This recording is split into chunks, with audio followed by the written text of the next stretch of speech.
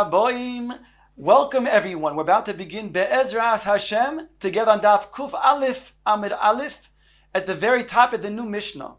Our Mishnah turns its focus to those psochim, those doorways that have deles that are used not in a regular way and therefore they appear to be a malacha of boine.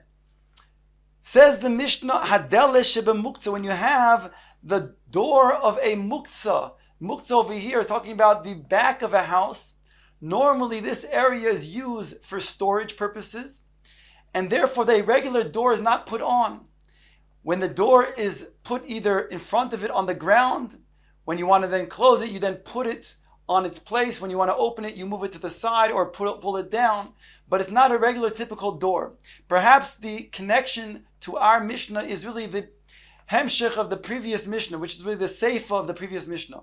The previous Mishnah had stated when you have roots that grow from the tree and they are elevated at least 3 tfachim high, thereby they are considered to be an elon, where you cannot sit on it because it will be mishtamish bi elon.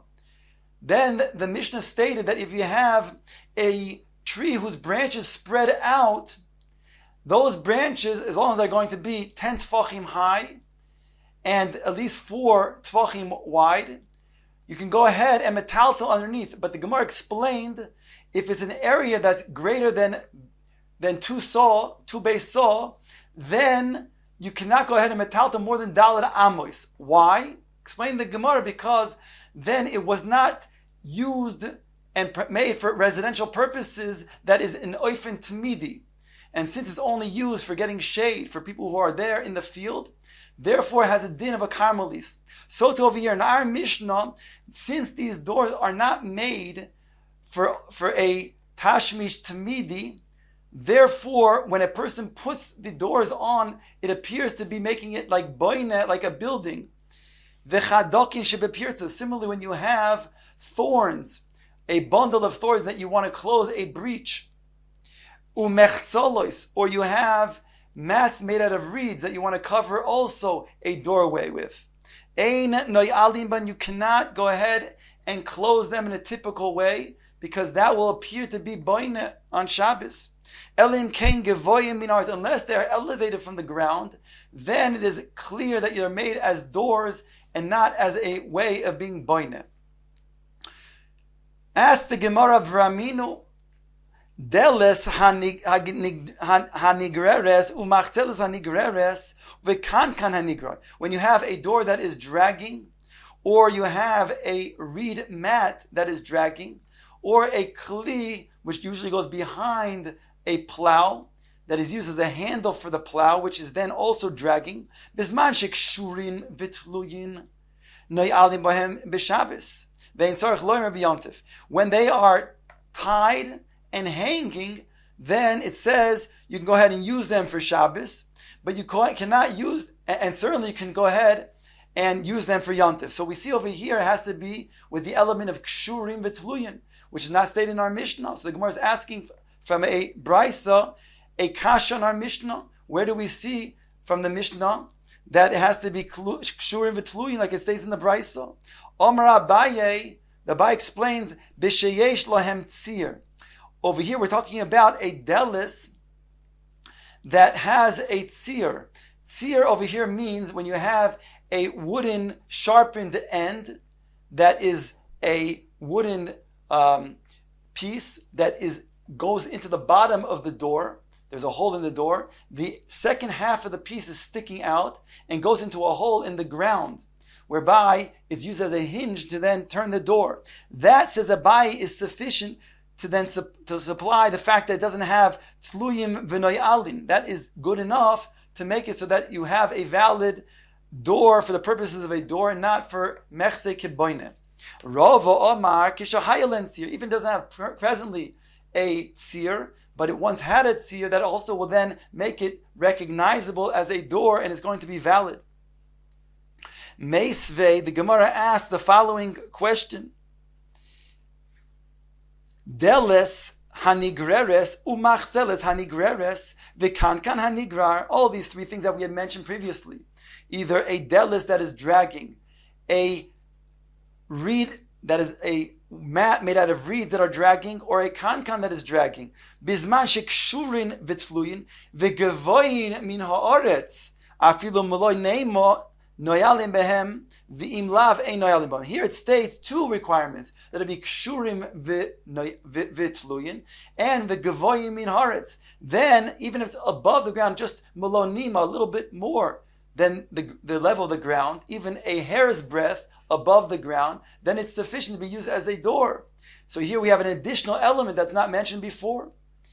Says the Gemara, Abaye mitaretz l'tamei v'Rav mitaretz l'tamei. Each one will explain according to his reasoning. Abaye mitaretz l'tamei, oy sheyesh lahen tzir, oy shebegavoy min haaretz.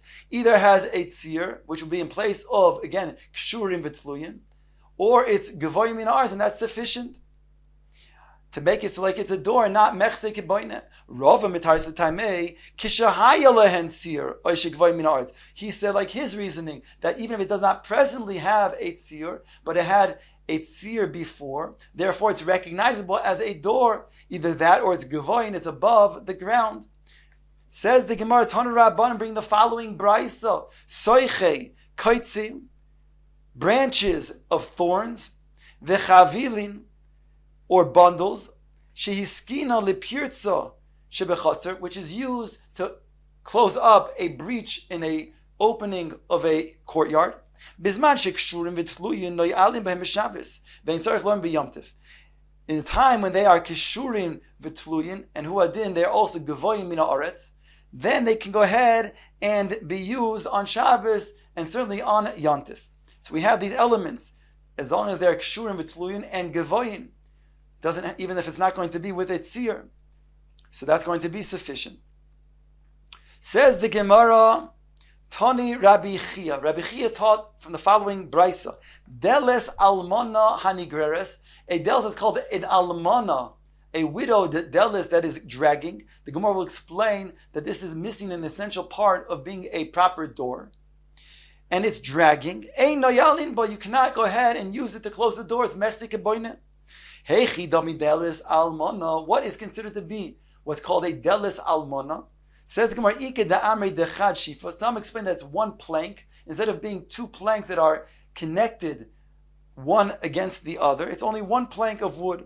V'ike da amri delesle gishma. Or some say it doesn't have a crossbeam that is attached to it on the outside, and therefore that also makes it so it's lacking an essential element of being a classical door. Omar Rav Yehuda. Rav Yehuda explains, now here we're going to speak about, once we talk about what's mechse keboine, the Chacham said you cannot make an oihel. There's an iser malacha of boine, of building. And the Chacham said you can't make an oihel. And not only when you have an oil that you're going to then use what's underneath it for shade, you can't put a top, let's say, as a chuppah, for example, to then get shade from the sun or shelter from the rain. That would be asr on Shabbos. But also they said that even if you're not going to use the bottom in that way, but nonetheless, if you're going to use it derech binyan, you're going to have walls and a top, that itself is going to be a problem, even though it's arai. So says the Gemara, what is a way so that it's going to be permissible? It's a way if you don't do a derech binyan, you make first the roof and then the sides, the walls. For example, high meduras, if you have a medura, a bonfire. So the bonfire is made up of wood on the sides and then wood on top piled up. So here it says that if you're going to do it in that order, where you have the walls and then piled up on top in the middle will be then the wood, then it's going to be a problem of binyan. But if it's going to be first the top, the roof of the wood, and then you make the sides, so then it's not derech binyan, it's going to be permissible as follows. Hai medurasa, this bonfire, mimala lamata, if you go from top to bottom by holding on to the planks of wood on top, and then you make the sides of the bonfire, shari, it's mutter. Mimata lamala osir. But if you go from the bottom, derech binyan, from the bottom, the walls, and then the top, then the roof, it's going to be prohibited. V'chein biyasa, similarly when it comes to then lining up eggs. If you want to line up eggs to roast them, and you have first the walls of the of what you're going to the grill, and then you put the eggs on top, it's a problem. But if you put the eggs first by holding the eggs and then to put the walls, then it's going to be permissible. V'chein kidrot, also when it comes to pots, if you want to put pots on top of barrels, so then you have to hold the pot and then put the barrels that are beneath it as their walls, and not vice versa. V'chein purya, when it comes to beds, when you're assembling a bed, also you can't go ahead and put the walls of the bed and then the bed on top. Rather, you have to do the opposite. Hold the bed, the mattress on top, and then put the walls on the side. V'chein chavis, if you want to put a barrel between two other barrels, again, you must hold the top barrel that you're putting on top, and then put the ones that are going to be the walls on the side. Once we're talking about a thorn wall that's closed, to close a breach, a thorn door. So says the Gemara, there was a heretic, who then said to Rabbi Yoshua ben Chananya, Chadka, he called him the thorn one. He said to Rabbi Yoshua ben Chananya, Dichsibichu, it's written about you. Tuvam kechedek. The pasuk says, their good ones are like thorns. That's referring to you, Rabbi Yoshua ben Chananya. You're one of the righteous ones. Omar le shat, you foolish one, he says back to the min. Shafil l'seif dekra. Lower your eyes to the rest of the pasuk. For it reads, Yashar, the upright ones, b'mesucha. They are going to be greater than a shelter. So you see, its words is coming to then say a positive things about those that are going to be considered Yashar. They're going to be like mesucha. They're going to be like a shelter, even better. The Elamai Tuvam, what's then the ratio of the Krah that says the good ones are going to be like thorns? Compare like thorns. Kishem shechadokim halalu meginin alapir. So just as these thorns will then protect the breach in the wall, kach toivim shebonu meginin alinu. So too the good ones amongst us, they will protect us. Dover acher, another way of explaining this verse. Tuvam kechedek, the good ones, they are good ones in Klal Yisrael, are like chedek, are like thorns. Shemahad kinas harishoyim in Gehinnom, they crush the rishoyim in Gehinnom. Chedek with a ches is also like mahadek, like crushing. So the good ones are going to be like those who are crushed, the rishoyim in Gehinnom. Shneimar says, Kumi v'doishi bas Tzion, get up and thresh the daughters of Tzion, ki karncha asim barza, because your horns I will make of iron, uparsoisecho asim nechusha, and your parsois I will make like copper brass, v'hadigoisa amim rabim, and you will crush many nations. The Gemara now brings the next Mishnah. This is a continuation, a seifa of the previous Mishnah we had seen. The Mishnah stated before that the Chachamim said a person can stand in Reshus HaYachid and metaltel in Reshus HaRabim. He can, vice versa, stand in Reshus HaRabim and stick his hands through an opening in Reshus HaYachid and metaltel in Reshus HaYachid. Says the Mishnah, Lo Yamoid Odem Reshus HaYachid v'yiftach Reshus HaRabim. Here, this Mishnah is authored by Rameh, who argues on the Chachamim. And he says, a person cannot stand in the Reshus HaYachid and take a key and unlock that which is in the Reshus HaRabim by metaltel the key. A person cannot stand in the Reshus HaRabim and open up a lock that is in the Reshus HaYachid, because he'll be metaltel in the Reshus HaYachid while he's staying in the Reshus HaRabim. Elim Kain, in other words, Reb Meir is concerned that he might bring it into his reshus where he's standing. He'll be over a malacha deraisa of hotzah. Elim Kain, however, Rabbi Meir says, unless asa mechitza gavoya asar tefachim, unless he makes a wall around him of asar tefachim. So even though he's standing in the Reshus HaRabim and he's sticking his hands in the Reshus HaYachid, he can metalta because it won't be a concern, since he's now in a Reshus HaYachid. If worse comes to worse, he would bring that mafteach from the Reshus HaRabim, from the Reshus HaYachid to where he is situated, since he has built a wall of asar tefachim around him. Thereby, he's situated in Reshus HaYachid. He'll go from the Reshus HaYachid thereby to another Reshus HaYachid. It's not a problem. Those are the words of Rabbi Meir. Rabbi Meir. Amru loy, the Chachamim then say back to Rabbi Meir, Maise b'shuk shel pitomim shahayu b'Yerushalayim. There was a maise that took place in the shuk of those pitomim who fan up animals. That was taking place in Yerushalayim. Shahayu noyalim emenichen hamaftech bechalon shel al gabi hamaftech. They would stand in the Reshus HaRabim Yerushalayim, and they would then place the mafteach, the keys, on the windowsill, which was a Reshus HaYochid. Rabbi Yosi Oimer, Rabbi Yosi said, Shuk shel tzmarim haya. He doesn't argue with the fact that the Rabbanan are making an argument against Rabbi Meir. He's just simply saying it was a different mitzias. It's talking about a shuk shel tzmarim and not a shuk shel pitomim.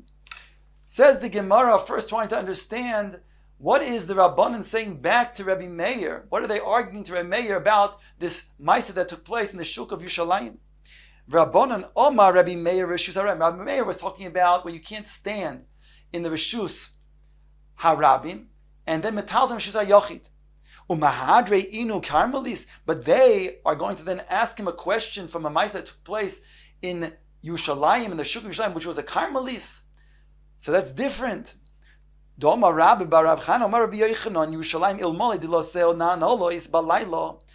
for the fact that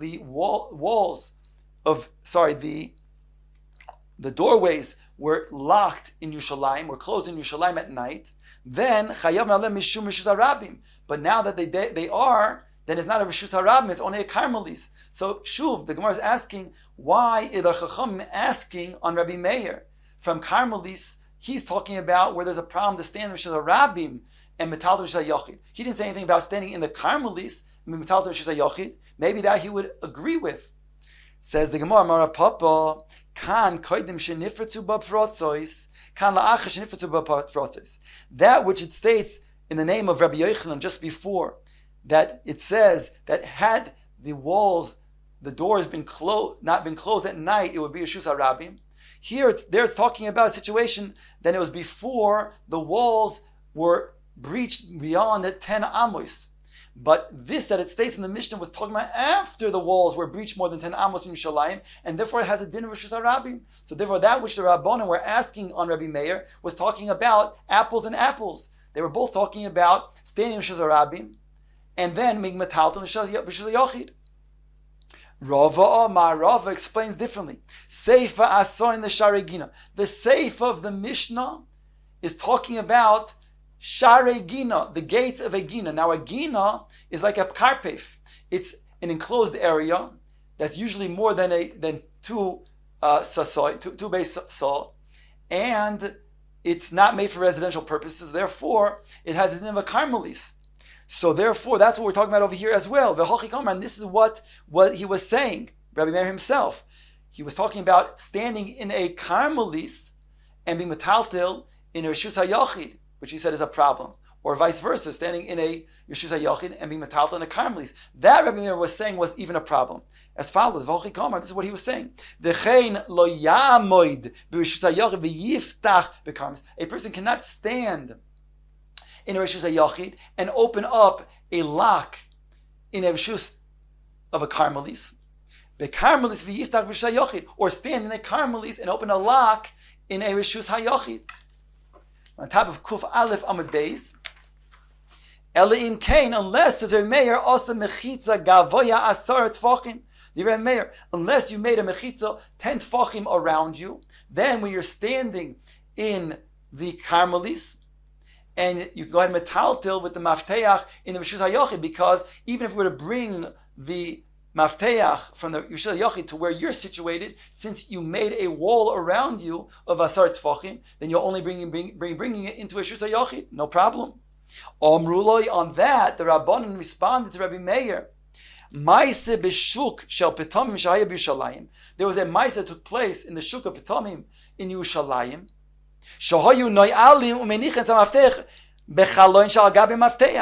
They would stand, which was the karmelis in Yerushalayim, and they would put their hands into the reshus hayochid, which was putting their maftech on top of the windowsill, which was a reshus hayochid. So you see, indeed, says the Rabban to Rabbi Meir, that this is permissible. It's not a problem. from this Maisa. On that, the Mishnah concludes, Rabbi Yossi Omer, Shuk Shel Tzmarim Hayo. This was a valid argument that the Rabbanan are making on Rabbi Meir, only it was a different mitzius. It wasn't talking about a Shuk Shel Pitamim, but a Shuk Shel Tzmarim Hayo.